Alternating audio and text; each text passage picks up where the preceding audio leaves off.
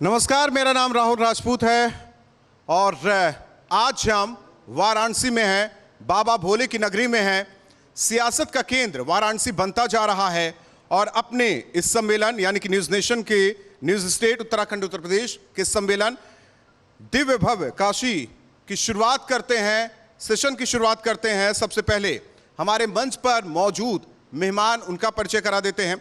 धर्मेंद्र सिंह जो कि सह मीडिया प्रभारी हैं उत्तर प्रदेश बीजेपी के, हमारे साथ मंच पर मौजूद हैं। मनोज राय धूपचंडी जी, प्रवक्ता समाजवादी पार्टी, हमारे साथ मंच पर मौजूद हैं। इसके अलावा डॉक्टर एम.एच. खान साहब बीएसपी के प्रवक्ता हमारे साथ मौजूद हैं। शुरुआत बीजेपी से करेंगे क्योंकि काशी वाराणसी पीएम मोदी का संसदीय क्षेत्र है। लगातार विकास की बातें कही जा रही है। धर्मेंद्र सिंह जी, विपक्ष मानने के लिए तैयार नहीं है। आप लोग लगातार विकास योजनाओं को गिना रहे हैं, तो क्या काशी से जिस तरीके से केंद्र यानी कि संसद का द्वार खुला, उसी काशी से विधानसभा का द्वार एक बार फिर खुलेगा? मैं न्यूज स्टेट के सभी दर्शकों को बहुत प्रणाम करता हूं, जो भी यहाँ श्रोतागण काशी के गणमान्य लोग हैं, बहुत सारे विद्वान लोग हैं, और मैं बाबा विश्वनाथ की नगरी में आप सभी का बहुत अभिनंदन करता हूं। और यह मंच जो है आज दिव्य काशी, भव्य काशी को समर्पित है। बहुत अच्छा अवसर है कि काशी का मान आज पूरी दुनिया में प्रसिद्ध हो रहा है। बाबा विश्वनाथ की नगरी, पुरातन नगरी, चिरकाल से जो आस्था के केंद्र रही है, आज काशी अपने एक भव्य रूप में निखर रही है। इस काशी के सांसद और देश के यशस्वी प्रधानमंत्री आदरणीय नरेंद्र मोदी जी ने जब पहली बार काशी में उनको सांसद चुने जाने का अवसर मिला था, तो प्रधानमंत्री का शपथ लेने के पहले वे गंगा तट पर आए थे और बाबा के दरबार में गए थे और उन्होंने कुछ मन में संकल्प लिया था और उन्होंने कहा था कि इस विरासत में एक मैं नींव में एक ईंट जोड़ सकता हूँ। काशी का कायाकल्प नहीं हो सकता, काशी की समृद्ध विरासत में एक नींव की ईंट खड़ा कर सकता हूँ। उन्होंने कर दिखाया। आज काशी पूरी दुनिया में आज उसका जो सौंदर्य निखरा है और बाबा का दरबार, जहाँ जिसको हम ज्योतिपुंज कहते हैं, और कण कण में, काशी के कण कण में बाबा विश्वनाथ का वास है। और माँ गंगा के तट पर ऐसे हमारे पुरातन, हमारे पौराणिक महत्व में इस बात का एहसास है, जिक्र है कि माँ गंगा साक्षात्कार करती रही हैं, लेकिन वह माँ गंगा बाबा विश्वनाथ का साक्षात्कार नहीं कर पा रही थी वर्षों वर्ष से। और जिस काशी को एक आक्रांता औरंगजेब ने क्षतिग्रस्त किया था, तोड़ा था, उस काशी को इस रानी अहिल्याबाई होलकर ने जब 17वीं 18वीं शताब्दी में जीर्णोद्धार किया, आज वह दिन आया है कि उत्तर प्रदेश के यशस्वी मुख्यमंत्री आदरणीय योगी आदित्यनाथ जी और मोदी जी की प्रेरणा से आज काशी का कायाकल्प हो रहा है। बाबा विश्वनाथ का दरबार सज रहा है। सारे योगिनी, विनायक, सारे क्षेत्रपाल, आज वह दरबार सज रहा है और काशी पूरी दुनिया को आलोकित करने के लिए आज खड़ी है। और मैं कहना चाहता हूं कि आज उत्तर प्रदेश में यह अवसर इसलिए आया है कि देश में, उत्तर प्रदेश में डबल इंजन की सरकार है। केंद्र में आदरणीय मोदी जी के नेतृत्व की सरकार और उत्तर प्रदेश में आदरणीय योगी जी के नेतृत्व की सरकार ने जो कर दिखाया है, वो आने वाली पीढ़ियों के लिए एक मिसाल है। और हम जानते हैं कि एक धार्मिक वातावरण, एक सांस्कृतिक वातावरण, एक सामाजिक समरसता का वातावरण जो इस सरकार ने दिया है, वो बहुत लंबे अरसे के बाद आया है। उत्तर प्रदेश का विकास 14 वर्षों से पटरी पर उतरा था।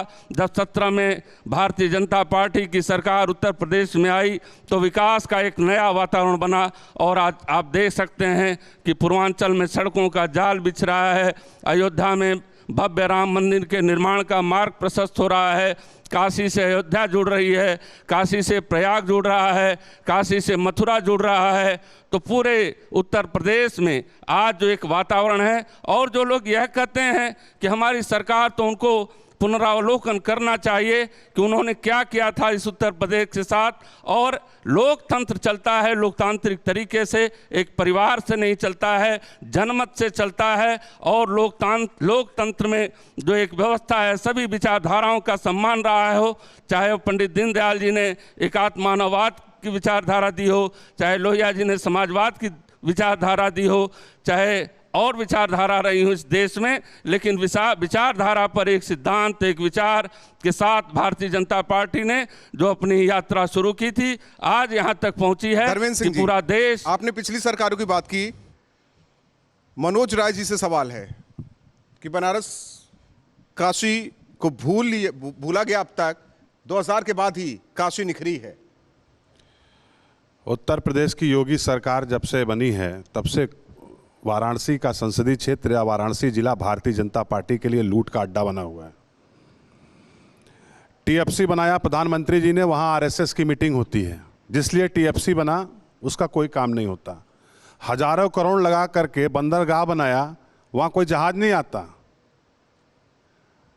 जो सड़कें, बनारस से सुल्तानपुर की सड़कें अधूरी है, बनारस से मोहनिया की सड़कें अधूरी है, कोई एक काम इस तरीके का हो जिसको इन्होंने पूरा किया हो। बनारस में इन्होंने कहा कि हम अंडरग्राउंड केबलिंग का काम करेंगे, 25% भी पूरे शहर को अंडरग्राउंड केबलिंग नहीं कर पाए। सीवर शिफ्टिंग का काम 5 साल से चल रहा है। और मैं आपको बता दूं, और न्यूज़ स्टेट के जो दर्शक हैं उनको भी बता दूं कि आज प्रधानमंत्री जी 30 तारीख है, उनको 7.5 साल हो गए। 7.5 साल में उन्होंने कौन सी यूनिवर्सिटी बनारस में खोल दी, कौन सा रोजगार का केंद्र उन्होंने खोल दिया। उन्होंने एम्स का वादा किया था, क्या हुआ वादा उनका। उन्होंने बनारस को क्योटो बनाने का वादा किया था, क्योटो के सवाल पे कहाँ है प्रधानमंत्री जी। ये इवेंट की सरकार है, ये लूट की सरकार है और घोर जातिवादी सरकार है। मैं एक नहीं दसियों ऐसी गिना सकता हूं जहां भारतीय जनता पार्टी के नेताओं ने लूटा है बनारस को, बर्बाद किया है बनारस को। स्मार्ट सिटी के नाम पे बनारस में जो लूट हो रही है उसको आप कतई स्वीकार बनारस के लोग नहीं करेंगे। इन्होंने कहा हम हेरिटेज पोल लगाएंगे पूरे शहर में। आप 15 पुल से लौराबीर तक चले जाइए, एक लाइटें जलती हुई दिखाई दे जाएं। आप लौराबीर से कैंट चले जाइए, एक लाइटें जलती हुई दिखाई दे जाएं। कैंट से इन्होंने कहा कि हम फ्लाईओवर इंग्लिशिया लाइन पे उतारेंगे, वो खंबे पड़े हुए हैं। कज्जाकपुरा में खंबे गड़े हुए हैं। पूरा शहर धूल और धुएं से चरमरा गया है और भारतीय जनता पार्टी के लोग रुपए खर्चा करके, सरकार का भेजा इस्तेमाल करके सिर्फ और सिर्फ इवेंट का काम कर रहे हैं बनारस में। धर्मेंद्र जी, ये इवेंट वाली सरकार है, देखिए, चाहे केंद्र में हो चाहे राज्य में हो। देखिए, हम इनके आरोपों को शायद काशी की जनता सुन रही होगी और जो लोग यहाँ प्रत्यक्ष देख रहे होंगे बिल्कुल असहमत होंगे। काशी 17 के पहले क्या थी, 14 के पहले क्या काशी थी, ये सारी दुनिया जानती है। और काशी में जिस तरह से विकास के काम हुए हैं, आज काशी मॉडल बनी हुई है पूरे देश नहीं पूरी दुनिया के लिए। आप पर्यटकों की संख्या कर लेंगे, गिन लेंगे, जब हवाई अड्डे से गिनती करेंगे, रेलवे स्टेशन से गिनती करेंगे, तो आज काशी किस भव्य रूप में निखर रही है आपको पता चलेगा। आज काशी सबको आकर्षित करती है। आज लगता है कि काशी हमारी है। आज दुनिया के जो सनातन धर्मी हैं वो काशी उनका धार्मिक स्थान रहा है। दक्षिण से लेकर उत्तर से लेकर कटक से लेकर कश्मीर तक सारे लोग काशी में आ रहे हैं, दर्शन कर रहे हैं, माँ गंगा का मनोज जी का अमृत पान कर सवाल रहे है, हैं। स्मार्ट सिटी नहीं बन पाया। मनोज जी का सवाल है, क्योटो नहीं बन पाया। ये समाजवादी पार्टी ने किस हालत में काशी को छोड़ा था। एक यहाँ धर्म मंत्री थे, मैं आपको बताऊं, मनोज जी परिचित होंगे कि जब उन्होंने इस काशी के स्वरूप को बनाने की कोशिश की थी तो समाजवादी पार्टी ने खारिज कर दिया था। वो काशी विश्वनाथ मंदिर है, जब एक ईंट एक बोरी सीमेंट भी काशी विश्वनाथ मंदिर के दरबार में मरम्मत के लिए जाती थी तो सरकारें अड़ंगा लगाती थी, प्रशासन खड़ा हो जाता था कि काशी में कोई मरम्मत का, काशी विश्वनाथ मंदिर में मरम्मत का भी काम नहीं होगा। वो तमाम कमेटियां कहाँ गईं? आज काशी देख रही है, आज पूरी दुनिया देख रही है कि क्योटो बनाने का नहीं, शायद ये समझ इनकी कम है। ये प्रधानमंत्री जी ने घोषणा की थी कि हम क्योटो की तरह, क्योटो एक प्राचीन शहर है, काशी भी एक प्राचीन शहर है, उसको क्योटो की तर्ज पर विकसित किया जाएगा। जो पुरानी गलियां हैं, जो पुरानी सड़कें हैं, जो पुराने मोहल्ले हैं, उनको उसी रूप में व्यवस्थित किया जाएगा और काम हुआ है। मैं ईमानदारी से दावे के साथ कह सकता हूं कि आज जो लोग काशी में या काशी के बाहर रहते हैं, उन्होंने बदलाव महसूस किया है। 14 से लेकर के आज 7.5 बरस की जो केंद्र की सरकार की यात्रा है, आज काशी निखर गई है और हम सबको गर्व है। से भी जान लेते हैं कितना इत्तेफाक बीएसपी रखती है डॉक्टर एमएस खान साहब, क्योंकि काशी किसी एक की नहीं है, काशी सबकी है और काशी जो कि बाबा भोले की नगरी है। नहीं, पहले तो हेलो आवाज आ रही है, आप बोलिए। मैं पहले तो मुझे बताया गया था न्यूज नेशन का कार्यक्रम है, अब यहाँ आके पता चल रहा है न्यूज स्टेट का कार्यक्रम। न्यूज स्टेट उत्तराखंड उत्तर प्रदेश का ये नेशनल का मुझे कार्यक्रम बताया गया था। चैनल है और दोनों नहीं, एक ही चैनल है, वो स्टेट है, वो नेशनल है, तो मुझे नेशनल बताया गया था। बहरहाल अब यहाँ मैं आ गया हूँ तो आपसे बात करूँगा। देखिए, काशी आज कोई नया नाम नहीं है, काशी जन्म जन्मांतर से काशी है और यहाँ पूजा अर्चना होती है, यहाँ घाटों पर पूजा अर्चना होती है, सारी चीज़ होती है। मैं अभी शहर में घुसा हूँ, शहर से यहाँ तक आने में मुझे 1 घंटा लग गया। क्या बदलाव हुआ है? बदलाव कुछ नहीं हुआ है।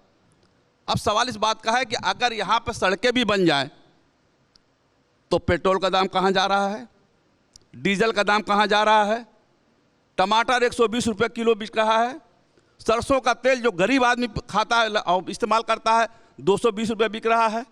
महंगाई सर पे चढ़ी हुई है। आप क्योटो भी बना दीजिएगा तो खाइएगा क्या जब आपके पॉकेट में कुछ पैसा नहीं, आमदनी नहीं है। किसान की हत्या की जा रही है। किसानों को लखीमपुर खीरी में जीप चढ़ाकर मार दिया गया। उसके बाद आपके बगल में प्रयागराज में कल परसों की घटना है, एक दलित समाज की लड़की के साथ रेप किया जाता है और उसके पूरे खानदान को, पूरे घर को गड़ासे से काट काट के मार डाला जाता है। इस तरह से नृशंस हत्या, लॉ एंड ऑर्डर बिल्कुल फेल हो चुकी है उत्तर प्रदेश सरकार की। और रोज एक घटना घटती है। अभी गोंडा में घटी घटना, अभी आपका प्रयाग में घटी घटना। आप कितनी घटनाओं गिनता गिनवाएंगे? आप हाथरस की बेटी की बात करिए। हाथरस की बेटी ने कहा, हाथरस की बेटी को उत्तर प्रदेश के एडीजी लॉ एंड ऑर्डर ने कहा कि रेप नहीं हुआ है, और जब रिपोर्ट आई तो उसमें रिपोर्ट में साबित हो गया कि रेप हुआ है। तो क्या लॉ एंड ऑर्डर को हटाया गया? एडीजी लॉ एंड ऑर्डर को हटाया गया? नहीं, सहमति हो गई योगी आदित्यनाथ जी की कि हाँ नहीं रेप हुआ था, और आए जब रिपोर्ट आ गई तो उस गलत चीज को भी साबित करने की कोशिश की गई। ये इस तरह से नहीं चलेगा। धर्मेंद्र जी, 2 मुद्दे हैं, कानून व्यवस्था और महंगाई। बिल्कुल, जनता की यही व्यवस्था, महंगाई, किसानों की समस्या, किसानों की समस्या, महंगाई और कानून व्यवस्था। महंगाई जब से देश आजाद हुआ है, नेहरू जी की भी पहली सरकार थी, महंगाई बढ़ती है, घटती है। इस जब देश तरक्की कर रहा है, सरकार पूरी ईमानदारी से पूरी अभी डीजल पेट्रोल का दाम घटाया है। और आपको तो खान साहब, मैं बड़े दिल का आदमी समझता, आप काशी आए हैं, थोड़ा विश्वनाथ मंदिर भी घूम आए होते, आप जरा देख आते और थोड़ा मोदी जी की प्रशंसा कर दिए होते। इस पे आप क्यों आंकड़ा छोड़ते हैं? आप कौन जाएगा मंदिर, कौन नहीं जाएगा? यही नजीर बनारसी साहब थे, ये बिस्मिल्लाह खान साहब थे, बड़े दिल के लोग थे, काशी में घुल मिलकर बिल्कुल सौहार्द के साथ रहते थे। आपने काशी का इतिहास आप जानने की कोशिश कीजिए। आज देश के साथ दुर्भाग्य ये है कि आप आजादी के पहले की जो परिस्थितियां थी, आजादी के समय की जो परिस्थितियां थी, लियाकत अली खान और जिन्ना खान मत बनिए, इस देश के साथ चलिए, इस देश के साथ चलिए, देश के मुख्य धारा में चलने का। धर्मेंद्र जी आरोप लगते हैं बीजेपी पर। धर्मेंद्र जी, लाखों करोड़ों लोग, धर्मेंद्र जी बीजेपी पर आरोप, और ये समाजवादी पार्टी का आरोप है कि आप हिंदू मुसलमान करते हैं, आपकी पार्टी हिंदू मुसलमान करती है। इस देश के मुसलमानों से मैं गुजारिश करना चाहता हूं धर्मेंद्र जी कि वह जो एक करोड़ों की भावना के साथ खिलवाड़ न करें। काशी में आज विकास हो रहा है तो उसकी प्रशंसा। समाजवादी पार्टी जिन्नावादी कौन है? बीजेपी जिन्नावादी कौन है, क्या बताइए? जिन्ना की मैं निंदा करता हूँ। जो लोग कहते हैं कि बंटवारा करने वाला अपराधी है, देश के मैं जिन्ना के साथ नहीं हूँ। मैं जिन्ना के साथ अत्याचार करते हैं। जिन्ना के बाजार पे चादर कौन चढ़ाया?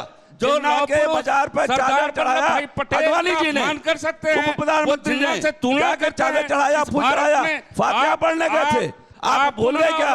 वो चीजें भूल गए? खान साहब, जवाब देने दीजिए। खान साहब, इस देश के नई पीढ़ी को गलत इतिहास न बताइए। मनोज जी को जवाब देने दीजिए। अब सुनिए धर्मेंद्र जी।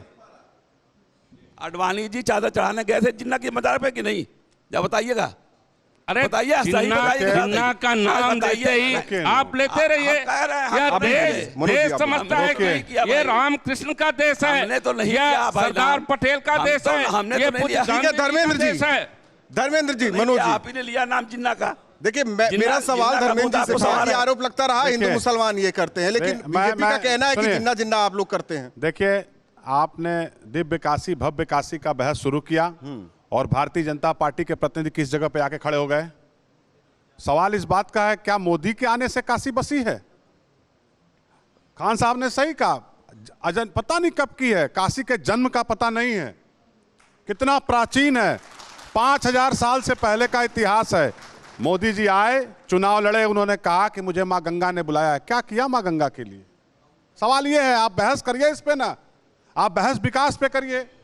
लेकिन बहस इस पर भी होनी चाहिए कि इस देश में जिन्ना का नाम क्यों लिया जाता है। बहस तो इस पर भी होनी चाहिए, जिसने देश का बंटवारा किया, जिन्ना की तुलना महात्मा गांधी से जिन्ना और सावरकर सरकार बनाए कि नहीं बनाए? देखिए ये बीजेपी का है। जिन्ना और सावरकर वीर सावरकर जिन्ना और सावरकर ने सरकार बनाया कि नहीं? अपमानित न करिए। वीर सावरकर ने सरकार बनाया कि नहीं जिन्ना के लिए? प्रखर नेता थे। सावरकर ने इस करोड़ों सरकार के बनाया पुत्र हैं। कि नहीं आप मिलके पुरोधों जिन्ना के का साथ? अपमान बिल्कुल न कीजिए। सवाल इस बात का है को आप कि स्वतः का अपमान, समाजवादी जब आप पार्टी का बहस शुरू अपमान करिएगा करते हैं, विकास जिस दिन की, वीर सावरकर तब पर कोई भारतीय टिप्पणी जनता करते पार्टी हैं, आ जाएगी वह वीर अपने जिन्ना सावरकर, पे। जिन्होंने जेलों क्योंकि के भारतीय जनता सीटों में पार्टी की अपनी रिश्तेदार है यातनाएं जिन्ना। सही, उस वीर सावरकर जिन्ना को के लिए आप खुशवंत टिप्पणी जिन्ना के करते लिए हैं। यशवंत सिंह ने- देखिए, यशवंत ये सिन्हा- देश फैसला करेगा कोई भी इस कि तरीके- देश की धारा जो क्या गए है, अडवाणी जिन्ना देश के की पास। विचारधारा क्या है, देश किस ओर चलना चाहिए, देश ने तय अभी कर तक दिया है। अतीत क्या था, देश का वर्तमान क्या है, भविष्य क्या होगा, यह देश की करोड़ों जनता इसका फैसला करेगी। बहस और को जहां पटरी आप पे ले कहते आइए। रहिए,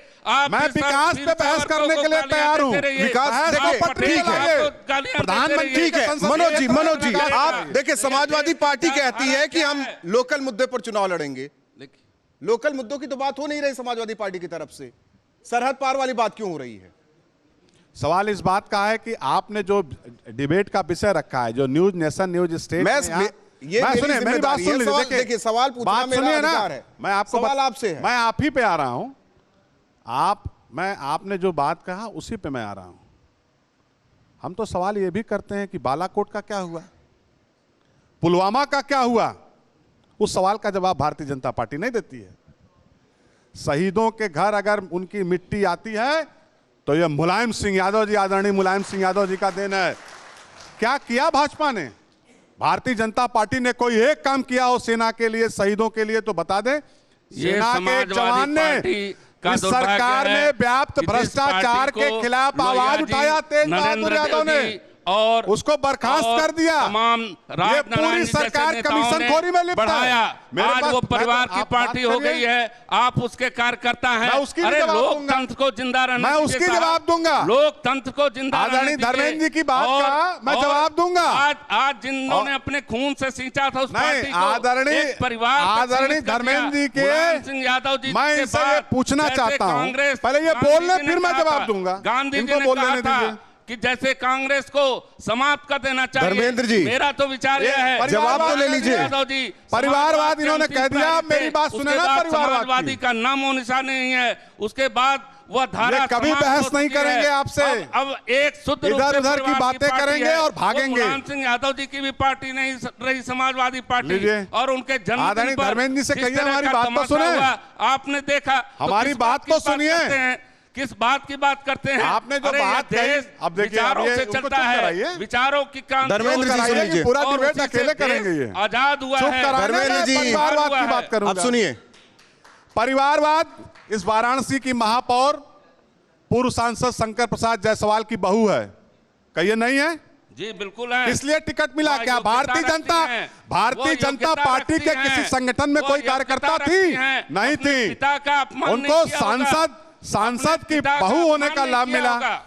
सौरभ श्रीवास्तव कैंट से विधायक अपने हैं, पिता का उनके अपमान पिताजी नहीं और किया माताजी होगा। दोनों लोग विधायक थे, कैसे मिल गया उनको, कौन सी योग्यता थी? उन्होंने अपनी आज सुनिए, आप बात सुनिए, ये जातिवादी सरकार, ये बात सुनेंगे, ये बात नहीं सुनेंगे हमारी, ये जातिवादी सरकार ये क्या करेंगे देखिए, मैं आपको बता रहा हूं। उत्तर प्रदेश के मुख्यमंत्री जैसा घोर जातिवादी मुख्यमंत्री भारत के इतिहास में, उत्तर प्रदेश के इतिहास में कभी नहीं हुआ। कह सकते हैं, मैं उदाहरण दूंगा, मैं उदाहरण दे रहा हूं ना, मैं उदाहरण तो, अरे भाई उदाहरण तो सुन लीजिए। इस पूरे दुनिया में उदाहरण सुनिए ना, धर्मेंद्र जी सुन लीजिए, फिर इसके बाद आपसे जवाब लेंगे। उदाहरण तो सुनिए, धर्मेंद्र जी सुन लीजिए, इसके बाद जवाब लेंगे आपसे ही। उदाहरण तो सुनिए, सुनेंगे उदाहरण। ये योगी आदित्यनाथ, मैं जातिवादी मुख्यमंत्री का उदाहरण दे रहा हूं, सुनिए। हिंदुत्व और सनातन धर्म के भाई आप हमारी बात तो सुनिए। उत्तर प्रदेश के मुख्यमंत्री योगी जी की जातिवादी जो पूर्वांचल में उदाहरण है उसको मैं बता रहा हूं। धर्मेंद्र जी इसका जवाब देंगे, आदरणीय धर्मेंद्र जी। बिल्कुल। उत्तर प्रदेश में बीएसपी से ब्रजेश सिंह जीते, आज भारतीय जनता पार्टी में हैं, उनके जाति के हैं। चंदौली में किसका चलता है? सुशील सिंह का, छत्रबली सिंह का। सुशील सिंह विधायक है और छत्रबली सिंह का आदमी जिला पंचायत सदस्य कौन है, उनकी जाति का है। मिर्जापुर में कौन अध्यक्ष है? पूर्व एमएलसी विनीत सिंह के ड्राइवर है जिला पंचायत अध्यक्ष। विनीत सिंह कौन है? मुख्यमंत्री जी के जाति के हैं। अभी गाजीपुर चले जाइए, एमएलसी चंचल सिंह को वाइस श्रेणी है, सारी सुरक्षा है, सब अलग सारे से चलते हैं। पहले वो सपा में थे, अब भाजपा में है। कौन है? जातिवाद उन मुख्यमंत्री की जाति है। एक सवाल मनोज जी, रविशंकर सिंह, एक सवाल, रविशंकर सिंह जो सपा में थे, आपने परिवारवाद गिना दिया, जातिवाद गिना दिया। एक सवाल आपसे है, मेरा सवाल है, जौनपुर में ठीक है धर्मेंद्र जी, किस पार्टी में एक सवाल है, पहले ये क्लियर कर दीजिए कि बीजेपी जो है, एक मिनट दरवाजे से कौन? धर्मेंद्र जी सवाल सुनिए, सही बात, धर्मेंद्र जी आप जवाब दीजिए, एक मिनट। आप मनोज जी ये जवाब दे दीजिए कि बीजेपी परिवारवाद वाली पार्टी है, जातिवाद वाली पार्टी है, या हिंदूवादी वाली पार्टी है? परिवारवाद, तीन चीज में से एक क्लियर कर दीजिए। वो घोर परिवारवादी और जातिवादी पार्टी है बीजेपी। मैंने आपको मुख्यमंत्री के जातिवाद का उदाहरण दिया, आपको बनारस में जो परिवारवाद हो रहा है भाजपा का उसका भी उदाहरण दिया। अब आपको क्या चाहिए? धर्मेंद्र जी, और भ्रष्टाचार चरम पे है, मैंने उसका भी उदाहरण दिया बनारस में। ये इनकी बातों को मैं खारिज करता हूं। भारतीय जनता पार्टी लोकतांत्रिक मूल्यों में, लोकतांत्रिक मर्यादा में, लोकतंत्र की नैतिकता में विश्वास रखती है। किसी माफिया की हिम्मत नहीं है कि वह सरकार में कोई हस्तक्षेप कर दे। वो मुख्यमंत्री के जाति का नहीं होना चाहिए। ये मुख्तार अंसारी चलाने वाले समाजवादी पार्टी को किसने बढ़ाया है? मुख्यमंत्री के जाति का नहीं होना चाहिए माफिया। आपको ध्यान होगा जब पूर्वांचल में कृष्णानंद राय, मुख्यमंत्री के जाति का नहीं होना चाहिए। 7 लोगों का मर्डर किया गया था, के माफियाओं को छूट है। पूरे उत्तर प्रदेश में वायरलेस सिस्टम ठप कर दिया गया था। इसकी सरकार थी, जो जाति के लोग हैं उसके लिए ठीक है। जेल से प्रशासन चलाता था और तमाम आपके बड़े नेता जेलों में जाते थे, दरबार करते थे। ये मैं आपको बताना चाहता हूं। क्या समाजवादी पार्टी के पास इसका जवाब है? तो आज की बात कर रहा हूं, मुख्तार समाजवादी पार्टी में है। कौन लोग थे आपको पता है? समाजवादी पार्टी में है। राजभर के साथ तो मेल मुलाकात चल रही है, राजभर तो आप लोगों के साथ जुड़े हैं। दरबार करने जाते थे। धर्मेंद्र जी मेरे सवाल में ये जवाब दे दें। ठीक है डॉक्टर एमएच खान साहब, संगोष्ठियां बहुत लगातार हो रही हैं सोशल इंजीनियरिंग वाला फॉर्मूला 2022 में। जी जी जी बिल्कुल, सब जन हिताय, सब जन कर रही, समाजवादी पार्टी भी वही कर रही है।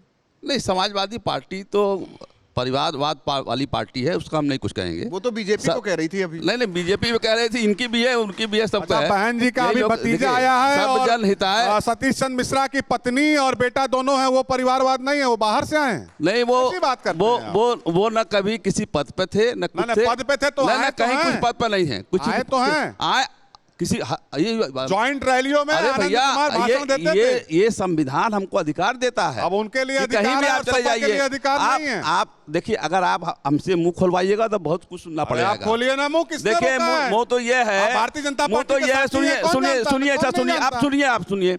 भरे मंच पर सुनिए, इधर देखिए, भरे मंच पर माननीय अखिलेश यादव जी, माननीय मुलायम सिंह यादव जी, माननीय शिवपाल यादव जी बैठे थे। उनको अध्यक्ष पद से हटा दिया गया। क्यों हटाया? ये अपमानित किया गया अपने बाप को, चाचा को निकाल बाहर कर दिया। हम उस पर बहस में नहीं जाएंगे, इनकी पार्टी है, जिसको रखा है उसको जाए। हम बहस में जाएंगे कि जनता को क्या मिल रहा है, जनता आज क्यों त्रस्त है, आज बताइए ना कि महंगाई से क्यों त्रस्त जनता? महंगाई सर नीचे आएगी कि नहीं आएगी? मैंने पूछा आपसे, टमाटर का दाम 120 रुपये किलो। महंगाई मुद्दा कहाँ बन रहा है फिर? हैं? महंगाई मुद्दा कहाँ बन रहा है? महंगाई मुद्दा मुद्दा तो जिन्ना बनेगा, बन रहा है। महंगाई मुद्दा बन चुका है। मुद्दा तो माफिया बन रहे हैं। अच्छा माफिया बता रहे हैं ये 10 माफिया का नाम गिना दीजिए। 10 माफिया, उत्तर प्रदेश के 10 माफियाओं का नाम गिना दीजिए, मान जाऊंगा माफिया प्रदेश में सूची नहीं। आज तक उत्तर प्रदेश सरकार ने जारी नहीं की माफिया 10 माफिया ही बता दें भारतीय जनता पार्टी के। इतनी संत की भारतीय सरकार जनता है। पार्टी के नेता 10 टॉप 10। ठीक है धर्मेंद्र जी, मुख्तार अतीक पर कार्रवाई होती है नहीं, तो समाजवादी पार्टी को क्यों दर्द होता है? अरे सुनिए तो मेरी बात सुनिए। मुख्तार अतीक को छोड़ करके इनको 10 आदमी का टॉप 10 बता देंगे भारतीय जनता पार्टी के प्रवक्ता। टॉप 10 बता दीजिए। आप हम चुप हैं। जैसे समाजवादी पार्टी नहीं, मैं चुप हूं। नाम गिनाइए। ओम प्रकाश नाम राजभर नाम गिनाइए, नाम ओम गिनाइए, प्रकाश राजभर नाम को गिनाइए अपनी पार्टी के। बांदा जेल आपके में- पार्टी में बांदा जेल में 114 मुख्तार एमएलए, अंसारी से मिलने के इनके लिए भारतीय भेजा था। जनता पार्टी के मुख्तार 114 अंसारी के एमएलए। पास अब सुन पूरी लीजिए, बोलने सूची है दीजिए तो। माफियाओं की। बोलने दीजिएगा और किस तरह से माफिया नहीं, बोलने त्रस्त दीजिएगा हैं, तो ठीक है। वो आपको मुख्तार अंसारी नहीं, बता देंगे, बोलने अतीक दीजिएगा तो अंसारी ठीक है। बता देंगे। ये नहीं, मैं ऐसे सरकार डिबेट को नहीं बताने करता। की जरूरत नहीं है। जो घर में दुबके हुए लोग हैं, धर्मेंद्र जी, खान साहब को सुन लीजिए, मैं कह रहा हूं, सुन लीजिए, पहले उनकी बात पूरी होने दीजिए। 114 एमएलए भारतीय जनता पार्टी के बलात्कारी हैं, डकैत हैं और तमाम तरह की गलत बात। आप देख लीजिए। आप आंकड़ा अच्छा गलत अच्छा आंकड़ा, योगी गलत आदित्यनाथ आंकड़ा जी, पेश कर रहे हैं, योगी गलत आदित्यनाथ आंकड़ा जी, पेश कर रहे हैं। योगी आदित्यनाथ जी अपने अरे, मुकदमे वापस लिए। आप खान साहब, 19 मुकदमे यही तकलीफ योगी है। आदित्यनाथ जी वापस ले आज लिए। योगी आदित्यनाथ जी के चेहरे पर आपको तकलीफ कमाल है, हमारे वो होनी चाहिए। आज क्यों नहीं होनी हिंदुस्तान चाहिए? में पहला वो राम प्रदेश मंदिर है निर्माण के जो अगुवा हैं, मुख्यमंत्री वो काशी अपना विश्वनाथ मंदिर मुकदमा के वापस ले रहा भव्य है। मंदिर क्यों निर्माण नहीं के अगुवा क्यों नहीं है। चलने दिया आपने? आज वो मथुरा क्यों में नहीं आपने चलने दिया? निर्माण के अगुवा है। क्यों आपको मुकदमा तकलीफ वापस में लिया? यही बात कर रहा हूं। मुकदमा वापस क्यों लिया? मुख्यधारा में आइए, मुकदमा सोच वापस क्यों लिया बदलिए, भाई? नजरिया अन्याय। बदलिए, मुख्यधारा गरीब में आदमी का आइए। मुकदमा वापस ये नहीं होगा। गलत बयानी मुख्यमंत्री करके, का बयान, गलत बयानी मुकदमा देश वापस होगा। के मुख्य ये नहीं धारा में चलेगा। आइए। आपकी- करोड़ों लोगों आपकी की जनता भावनाएं आपको जहां जुड़ी बताएगी। हैं, उसका आदर बताएगी करना जनता। सीखे, सम्मान करना सीखे। बहुत हो चुका, अब तुष्टीकरण की राजनीति बहुत हो चुकी। आपकी तकलीफ यही है, आपकी तकलीफ यही है कि राम मंदिर क्यों बन रहा है। अब बोलने मुझे देंगे, आपकी नहीं देंगे, बताइए। आप एंकरिंग कर रहे हैं, आप अच्छी तरह से कर लीजिए। आप मुझे बोलने दीजिए। बोलिए। राम मंदिर का नाम ले आए, बोलिए। राम मंदिर का नाम ले आए, पूरी जनता बैठी है। सुप्रीम कोर्ट के फैसले से राम मंदिर बन रहा है और ट्रस्ट बनवा रहा है। श्रेय लेना चाहते हैं, ये झूठा श्रेय लेना चाहते हैं और राम मंदिर की बात कर रहे हैं। मुबारक हो, मैं मुबारक। 8 दिन तक कार्यशाला में रहा हूं मुबारक और हो। हिंदू मुसलमान एकता की अलग जगाया हूं, लेकिन अब ये श्रेय लेना चाहते हैं कि हम मंदिर बनवा रहे हैं। कहाँ है वो मंदिर भाई? इन लोगों का तो ये है चंदा चोर है।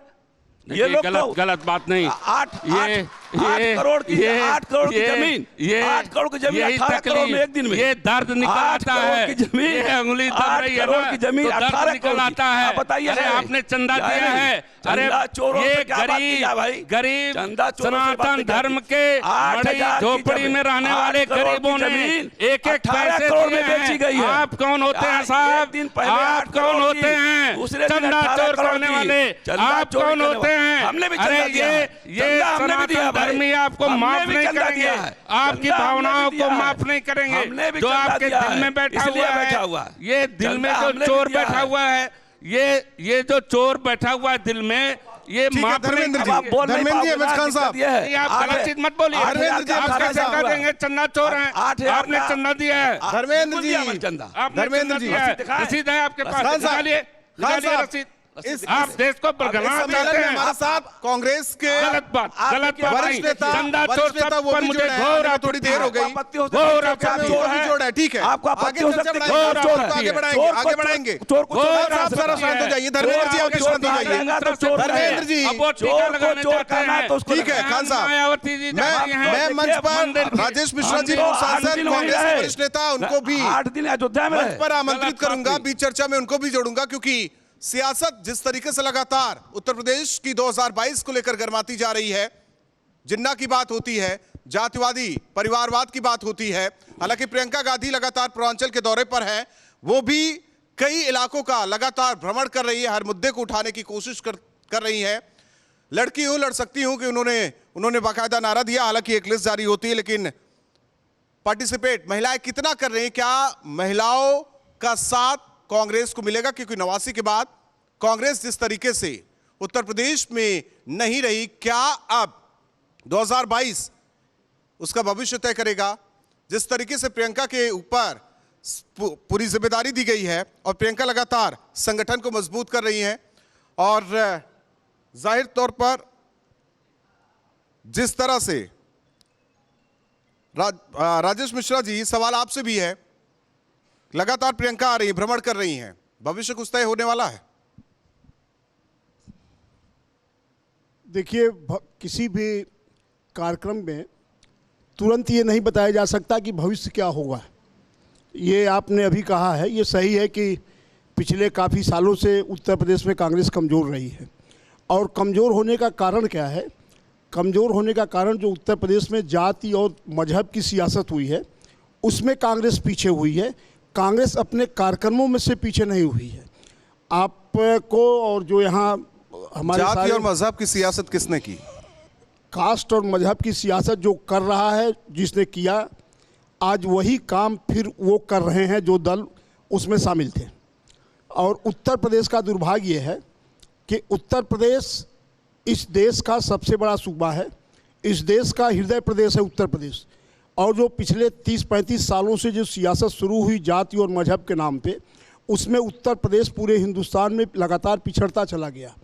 और आज परिणाम ये हुआ, हम जब इस पिछड़ेपन को देखते हैं तो सिर्फ ये विकास में, किसानों में, व्यापारियों में, नौजवानों में, महिलाओं में ही नहीं पिछड़ा है, बल्कि उत्तर प्रदेश की राजनीति और उत्तर प्रदेश की सियासत भी पिछड़ी है। वो प्रदेश जो पूरे देश को दिशा दिखाता था, आज उस प्रदेश की स्थिति ये हो गई है कि एक मुख्यमंत्री दूसरे भूतपूर्व मुख्यमंत्री पे आरोप लगाता है, कहता है ये टोटी चोर हैं, और भूतपूर्व मुख्यमंत्री वर्तमान मुख्यमंत्री को कह रहा है कि ये चीलमजीवी हैं। ये अस्तर है राजनीति का उत्तर प्रदेश में। और ये जाति और मजहब इतनी छोटी चीज़ें हैं, इतनी हल्की चीज़ें हैं कि जो काम नहीं कर सकता वो जाति और मजहब की सियासत करता है। वैक्यूम तो कांग्रेस ने दिया, तभी तो एंट्री हुई। क्या विपक्ष की एंट्री जो मेन है, समाजवादी पार्टी या दूसरे जो छोटे दल हैं, उत्तर प्रदेश तक ही सीमित है। नहीं, देखिए, वैक्यूम तो कांग्रेस ने दिया। कोई किसी को एंट्री नहीं देता, एंट्री मिल जाती है। समय और परिस्थितियाँ ऐसी बन जाती हैं कि एंट्री मिल जाती है, और वो एंट्री मिली, उसी लिए इतना डिटोरिएशन हुआ है उत्तर प्रदेश की पॉलिटिक्स का। और आज अभी जो बहस हो रही है, महंगाई पे खान साहब जिक्र कर रहे थे, धर्मेंद्र सिंह जी माफिया पे जिक्र कर रहे हैं, मंदिर मस्जिद पे जिक्र कर रहे हैं, ये सारी चीज़ें गौड़ हैं। उत्तर प्रदेश इसलिए हिंदुस्तान का हृदय प्रदेश नहीं है कि यहाँ पे बहस ये हो कि कौन मंदिर किसने बनवा दिया और कौन मंदिर किसने नहीं बनवाया है। अयोध्या मंदिर का मामला है, हाई कोर्ट, सुप्रीम कोर्ट के फैसले से वो मंदिर बनना शुरू हुआ।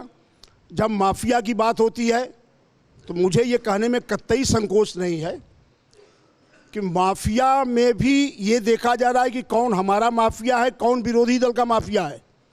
और जिनसे हमें वोट नहीं मिलेगा, उन माफियाओं को हम जेल में और मुकदमे पर मुकदमे डाल के बुलडोजर से उनकी जगह, उनकी मकान, उनकी दुकान गिराई जाती है।